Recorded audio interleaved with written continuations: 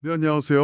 오늘 저희와 함께 꾸란에 대해 좀 깊이 파고들어 볼 시간입니다. 네, 안녕하세요. 여러분께서 공유해 주신 카람 김은수님의 꾸란, 계시, 기적, 보존, 번역 서문 발췌본이 있는데요. 이걸 바탕으로 이슬람의 핵심 경전이죠, 꾸란이. 과연 어떤 의미를 가지는지, 또 어떻게 이해되는지 함께 좀 탐구해 보겠습니다. 네, 좋은 나료 같아요. 이 자료를 보면요. 꾸란이 어떻게 계시됐는지 그 과정부터 시작해서 기적적인 성격, 그리고 굉장히 놀랍도록 체계적인 보존 방식, 네, 보존 방식이 독특하죠. 네, 그리고 핵심 내용까지 다루고 있더라고요. 특히 그 이전 경전들과의 관계 속에서 왜 꾸란이 마지막 계시다 이렇게 여겨지는지에 대한 설명이 상당히 흥미로웠습니다. 그렇죠. 중요한 포인트죠. 자, 그럼 이 흥미로운 여점 지금부터 한번 시작해 볼까요? 네, 먼저 이 글에서는 하나님께서 인류를 위해 아담 이후로 정말 수많은 인도자들을 보내셨다고 설명해요. 네. 구체적인 숫자까지 나오는데 313명의 사도, 그리고 12만 4천 명의 선지자. 굉장히 많죠. 정말 많네요. 그중에서도 이제 노아, 아브라함, 모세, 예수, 그리고 무하마드. 이 5분을 특별히 단호한 의지의 소유자들로 이렇게 딱 지목하면서 그 중요성을 강조하네요. 네, 그렇습니다. 이 자료에 따르면요. 그 사도들은 자신들이 전하는 메시지가 이게 진짜 하나님의 말씀이다. 이걸 증명해야 했잖아요. 그렇죠. 증명이 필요했겠죠. 그래서 기적을 행했다고 해요. 근데 여기서 주목할 점은 그 기적이요. 당시 사람들이 가장 잘 이해하고 받아들일 수 있는 그런 형태로 나타났다는 설명입니다. 아, 당시 사람들 눈높이에 맞췄다는 건가요? 네. 예를 들면 이런 거죠. 마술이 굉장히 널리 퍼져 있던 시대. 모세 시대에는 지팡이가 뱀으로 반하는 것처럼 아주 시각적이고 강력한 기적이 필요했던 거고요. 네네. 또 의술에 대한 관심이 높았던 예수 시대에는 병자를 고치고 심지어 죽은 사람을 살리는 그런 기적이 주어졌다는 거죠. 그러니까 각 시대의 어떤 문화적, 지적 배경 속에서 신의 능력을 가장 효과적으로 보여주는 방식이었다고 이 글은 그렇게 해석하고 있습니다. 아, 시대 맞춤형 기적. 흥미로운 설명이네요. 그렇다면 마지막 예언자인 무하마드에게 주어진 기적은 뭐였을까요? 네. 이 자료는 바로 꾸란 그 자체라고 말하는데 이게 모세나 예수의 기적과는 근본적으로 어떻게 다르다고 보는 걸까요? 네. 이 자료의 핵심 주장 중 하나가 바로 그 부분입니다. 꾸란은 하나님의 마지막 성서라고 하잖아요. 네, 마지막. 그렇기 때문에 그에 따른 기적 역시 이전과는 다른 어떤 영속성을 지닌다고 설명을 해요. 영속성이요? 계속된다는 뜻인가요? 그렇죠. 모세의 지팡이나 예수님의 치유는 그걸 직접 본 사람들, 목격자들에게 가장 큰 영향을 미쳤다면 꾸란의 기적은 시간을 초월한다는 겁니다. 시간을 초월한다. 어떻게 그럴 수 있죠? 이 자료는 이렇게 설명합니다. 꾸란 특유의 정말 비할 데 없는 언어적인 아름다움, 또 그 음률과 리듬, 그리고 그 안에 담고 있는 진리의 메시지, 그 자체가 기적이라는 거예요. 아, 내용과 형식 자체가요? 네. 그래서 계시 당시 사람들뿐만 아니라 이후의 모든 세대 사람들이 꾸란을 읽고 듣고 또 암송하면서 그 위대함을 계속해서 체험할 수 있다는 거죠. 와, 그래서 단순한 어떤 텍스트가 아니라 살아있는 기적, 심판의 날까지 계속될 기적이다. 이렇게 간주된다고 강조하고 있습니다. 흥미롭네요. 그러니까 목격자에게만 한정된 그런 기적이 아니라 텍스트 자체를 통해서 계속해서 경험되는 기적이라는 관점이군요. 네, 맞습니다. 근데 이 자료는 왜 마지막 경전이 필요했다고 설명하나요? 이전의 메시지들로는 좀 부족했던 걸까요? 이 글의 설명을 따라가 보면요. 시간이 흐르면서 사람들이 이제 이전 사도들이 보여줬던 기적의 의미 이런 걸 좀 잊어버리거나 희미하게 만들었다는 거죠. 아, 세월이 흐르면서 네. 그리고 더 나아가서는 인간적인 욕망이나 어떤 이해관계에 따라서 성서의 내용을 변경하거나 왜곡하는 그런 일들이 발생했다. 이렇게 지적합니다. 예를 들면 모세에게 내려진 토라나 예수에게 내려진 복음 같은 것들이 본래의 순수성을 좀 잃었다. 이런 관점인 거죠. 그래서 새로운 계시가 필요했다. 이런 논리로 이어지는군요. 네, 바로 그렇습니다. 그래서 이 자료는 하나님께서 이전 계시 종교들에서 나타난 그런 오류들을 바로잡고 이제는 특정 민족이나 지역에만 국한되는 게 아니라 모든 인류를 위한 보편적이고 영원한 메시지, 네. 이걸 담은 마지막 경전, 즉 꾸란을 무함마드를 통해서 계시하셨다. 이렇게 설명하고요. 그리고 중요한 건 이 마지막 경전은 이전의 사례들과는 다르게 어떤 인간적인 수정이나 왜곡 없이 원형 그대로 완벽하게 보존될 것이다 라고 하나님 스스로 약속하셨다고 강조합니다. 꾸란 15장 9절을 인용하면서요. 이전 경전들은 변형되었다고 하면서 꾸란은 완벽히 보존되었다고 주장을 하는데요. 이 부분이 아마 청취자분들께서도 가장 궁금해하실 부분일 것 같아요. 그렇죠. 가장 핵심적인 부분 중 하나죠. 그 완벽한 보존의 근거, 이 자료는 이걸 구체적으로 어떻게 제시하고 있는지 한번 같이 파헤쳐보죠. 네, 아주 중요한 질문입니다. 이 자료는요, 꾸란의 보존이라는 게 단순한 우연이라거나 인간적인 노력의 결과, 이게 아니라고 봐요. 아, 그런 게 아니고요. 네, 신적인 약속에 기반한 아주 체계적인 과정이었다. 이렇게 설명을 하거든요. 그 과정을 단계별로 살펴보면 상당히 흥미롭습니다. 단계별로요? 네. 첫째는 계시와 동시에 이루어진 아주 철저한 기록과 암기입니다. 아, 기록과 암기를 동시에. 네. 꾸란이 약 23년에 걸쳐서 무함마드에게 점진적으로 계시됐잖아요. 서기 610년경부터 632년까지요. 네. 근데 새로운 구절이 내려올 때마다 즉시 기록했을 뿐만 아니라 예언자 본인하고 그의 동료들, 사하바라고 불리는 이들이 이를 철저하게 암기했다고 합니다.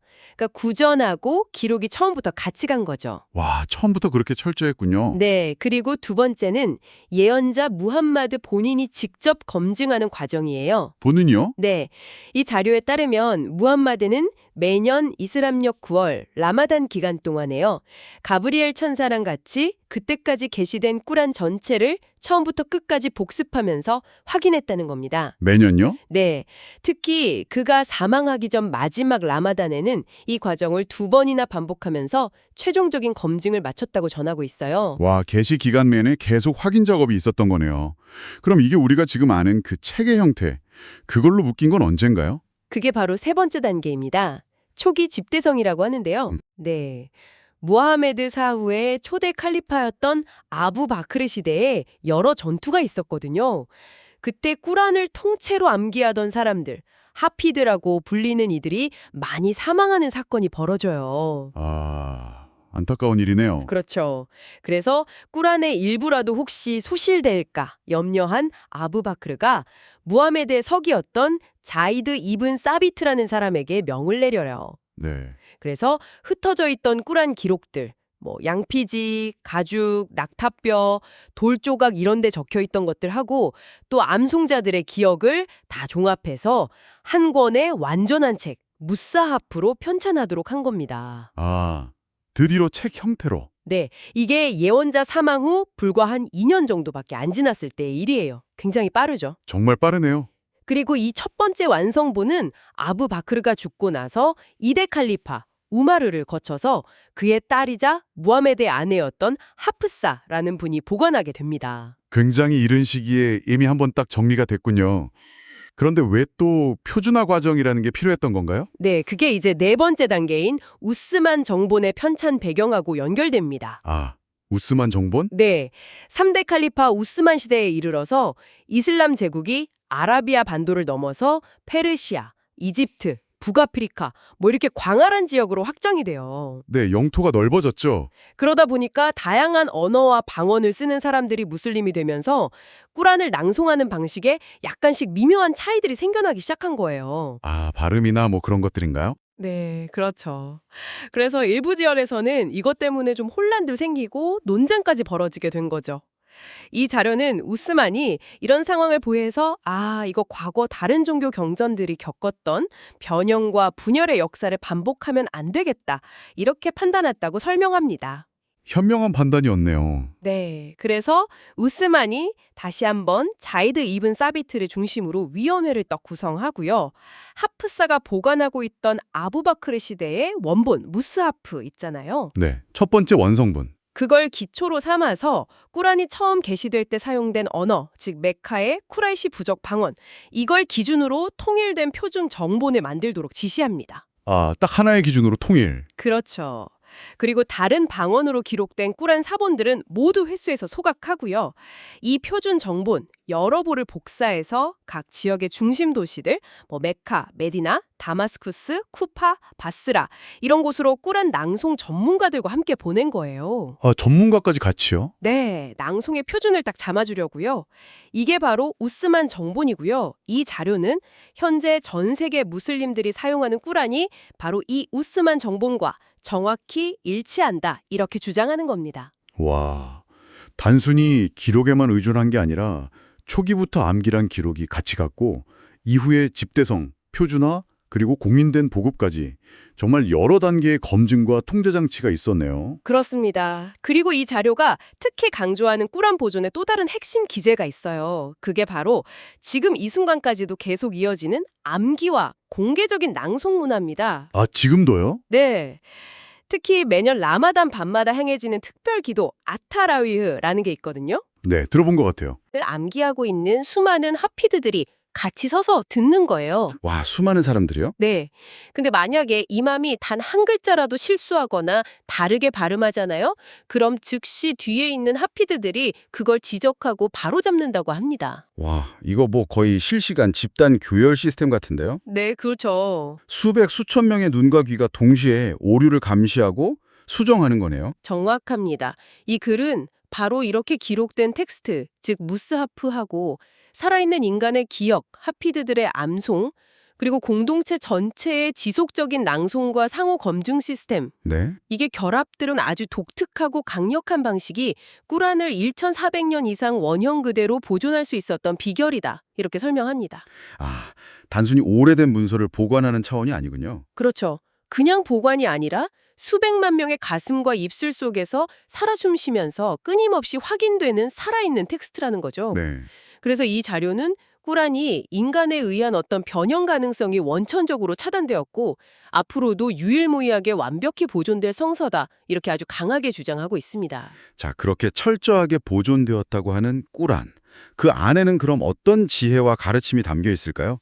이 자료는 그 핵심 내용을 어떻게 요약하고 있나요? 네, 꾸란의 내용은 크게 몇 가지 축으로 나누어 볼 수 있을 것 같아요. 첫째는 가장 근본적인 건데요. 유일신 하나님, 즉 알라의 존재와 속성, 그리고 천사, 내세, 사후, 세계죠. 운명 이런 것에 대한 믿음의 근간을 설명하는 부분입니다. 신앙의 기본이군요. 네. 그리고 두 번째는 아담부터 시작해서 노아, 아브라함, 모세, 예수 같은 이전 예언자들과 그 민족들의 이야기가 많이 나와요. 아, 역사 이야기 같은 거네요. 그렇죠. 근데 그 목적은 그들이 하나님의 메시지에 어떻게 반응했고 그 결과가 어땠는지를 보여줌으로써 현재를 살아가는 우리에게 교훈을 주려는 거죠. 네. 그리고 세 번째는 이제 구체적인 규범들인데요. 예배, 단식, 자선, 순례 같은 종교적 의무는 물론이고요. 결혼, 상속, 상거래, 음식 규정, 심지어 형사처벌까지 무슬림 개인과 공동체가 이 세상에서 지켜야 할 아주 구체적인 규범과 윤리적 지침들을 담고 있습니다. 정말 광범위하네요. 네. 그리고 이 모든 내용의 가장 밑바탕에 흐르는 가장 중요한 메시지가 뭐냐 하면 바로 타후이드예요. 타오이드요. 예. 오직 하나님 한 분만을 경배하고 그 어떤 것도 그분과 동등하게 두지 말라는 유일신 사상입니다. 이 자료는 꾸란이 이전 성서들, 특히 토라나 복음의 핵심 메시지 역시 바로 이 타후이드였다고 보고요. 꾸란은 이걸 다시 한번 확증하고 완성하는 역할을 한다. 이렇게 설명합니다. 아, 이전 메시지의 완성. 그런데 이 자료가 좀 흥미롭게 제시하는 지점은 꾸란이 단순히 과거 메시지를 반복하는 게 아니라 이걸 종합하고 발견시켜서 모든 인류에게 적용될 보편적인 지침을 제공한다. 이렇게 주장하는 부분 같아요. 네, 맞아요. 혹시 구체적인 예시 같은 게 있을까요? 네, 바로 그 점을 설명하기 위해서 이 자료가 제시하는 아주 적절한 예시가 있습니다. 바로 살인죄에 대한 처벌 규정을 비교하는 부분인데요. 살인죄의 처벌. 어떻게 다른가요?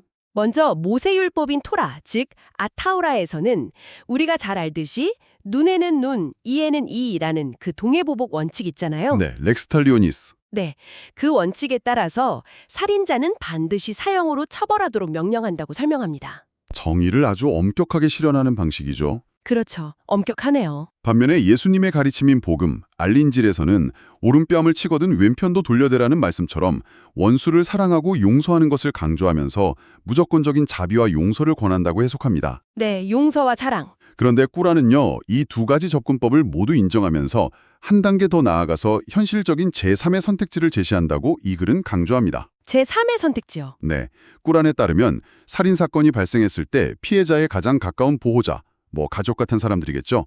이 보호자는 다음 세 가지 중에 하나를 선택할 권리를 갖는다는 거예요. 세 가지요. 네, 첫째는 예수님의 가르침처럼 아무런 조건 없이 살인자를 그냥 용서해 줄 수 있어요. 네.